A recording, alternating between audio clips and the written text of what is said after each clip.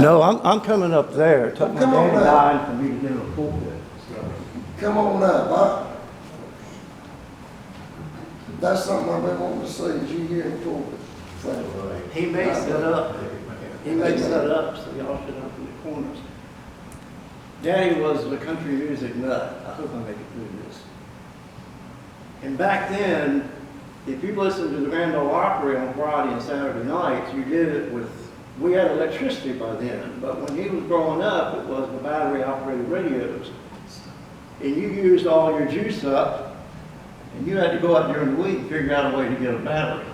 So by the time I came away, we had gotten fancy and had electricity. So on Friday and Saturday night, you listened to the Grand Ole Opry. And WSM would start coming in real clear about the time it was time for us to go to bed. But I could hear him downstairs listening to the Grand Ole Opry. So as Steve said, there's no doubt that played into me. So when I got into radio, I promised him that I was taking him to the Grand Ole Opry. There's a picture in that video of him and Scotty and Mama on the stage at the Ryman. The picture taker is never in the picture, so I'm not in that. I had worked a show with Jack Green. Some of you know old country music may remember Jack. We did a series of old Grand Ole Opry shows. And I told him, I said, Jack, I'm coming to the Opry and I'm bringing my daddy, I'm bringing my family. And I said, my daddy grew up listening to you, he grew up listening to Roy Acuff. I said, can we get him backstage? And Jack took a piece of paper out of his pocket and he wrote a little note on it and he gave it to me. He said, put this in your wallet. He said, when you're at the Opry, he said, you know where the side door is at? And I said, sure. He said, come down and give it to a security guard. And so we went and we did the Opry stuff, the hotels and all that kind of stuff. Daddy didn't know anything about this, knew we were going to the Opry. So we were at the Opry, and I told Daddy I was getting up to go to the bathroom. And so I went down and I went to the side door. And I opened my wallet and I took that note out. I had never looked at it, it was in my pocket for 2 weeks. And it was, of course, Jack's handwriting, and it said, whoever opens this, this is my friend Monty Jones, his father, Han Jones, is my special guest for the evening. Bring them to the back. So the guard said, go get your family, and I'll bring them down. And we went to the back.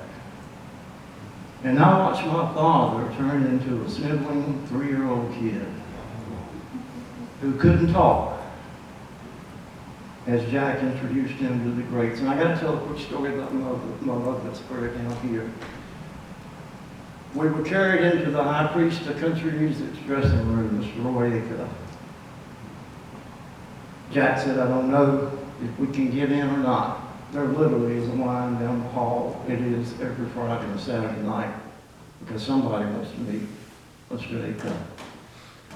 So Jack carried us in and we stood beside him, and Mr. Acuff was blind by then. And I introduced my mother. And back then I wore suspenders. They matched my coat and pants, but I wore suspenders. And my mother said to Mr. Acuff said, my daddy was your biggest fan. And Mr. Acuff grabbed me by the suspenders and pulled me over to his ear. And he said, is her daddy dead? I said, yes, sir, he is. He said, well, good. I thought maybe he just didn't like me anymore. So we went on out in the hall, and every country music superstar that was at the Ryman that night, at the Opry that night, Jack introduced him to Daddy. And as everybody said, my father loved to talk. He didn't do a lot of talking that night. He stood in awe as every person talked to him and spent time with my father. And I feel like if I didn't do anything else, I got my daddy to the Opry. I told the story to Ralph Jr. He messaged me Sunday night. He said, you need to tell this. Ralph Jr. was a man. I became a man at 10 o'clock Sunday night. Chris, you're not a man yet. Baby, I didn't know Cheryl was here. Men, some of the rest of you were men. I don't remember the year. I was, you know country music, you may not remember Kenny Rogers.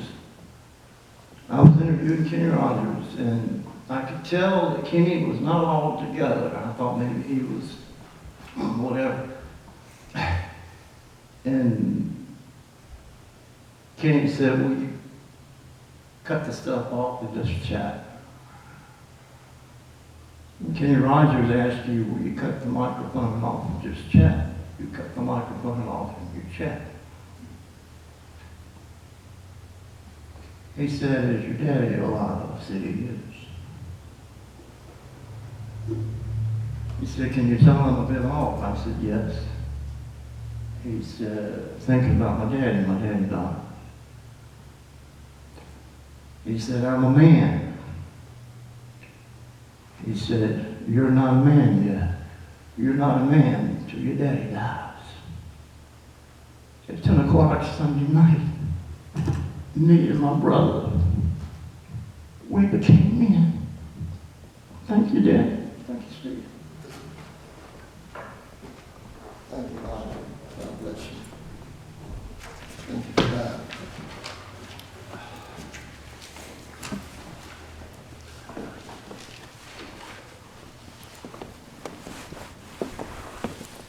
Well, we need a lot of hands loved and the joy of fellowship and with his family. I mean, Barbara and the boys meant about everything to hands. I mean, and all of the family, quite large family.